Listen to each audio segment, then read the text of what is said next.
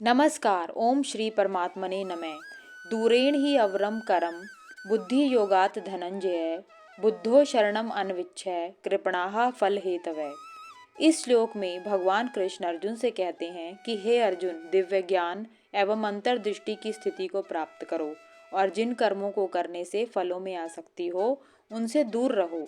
जो कार्य दिव्य ज्ञान पर आधारित बुद्धि से निष्पादित किए जाते हैं वे ही सर्वोत्तम कर्म है। जो मनुष्य अपने कर्मों के फल को स्वयं भोगना चाहते हैं उन्हें भगवान कृष्ण द्वारा कृपण की संज्ञा दी गई है।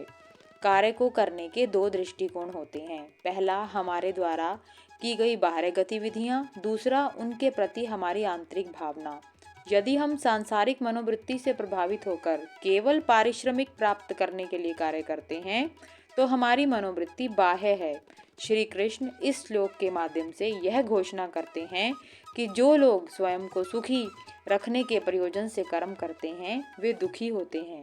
जो लोग फल में बिना किसी आसक्ति के समाज के कल्याणार्थ अपने कर्तव्य का पालन करते हैं वे श्रेष्ठ व्यक्ति कहलाते हैं।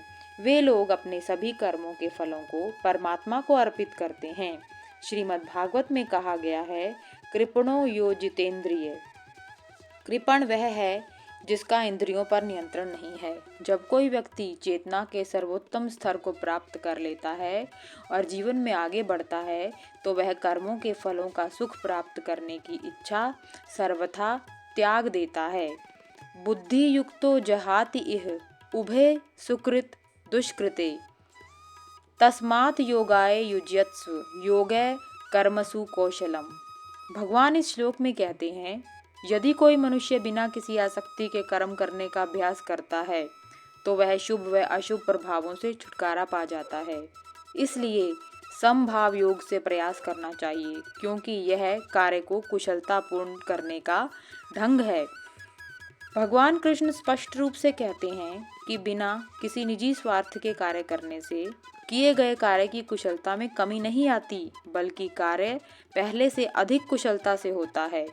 भागवत गीता का उपदेश सुनने से पहले अर्जुन युद्ध में विजय प्राप्त करके राजपाट प्राप्त करना चाहते थे, किंतु गीता का उपदेश प्राप्त करने के पश्चात अर्जुन ने अति उत्साह व वीरता पूर्वक युद्ध लड़ा, क्योंकि युद्ध करने का कार्य उसने भगवान की प्रत्यक्ष सेवा समझकर किया।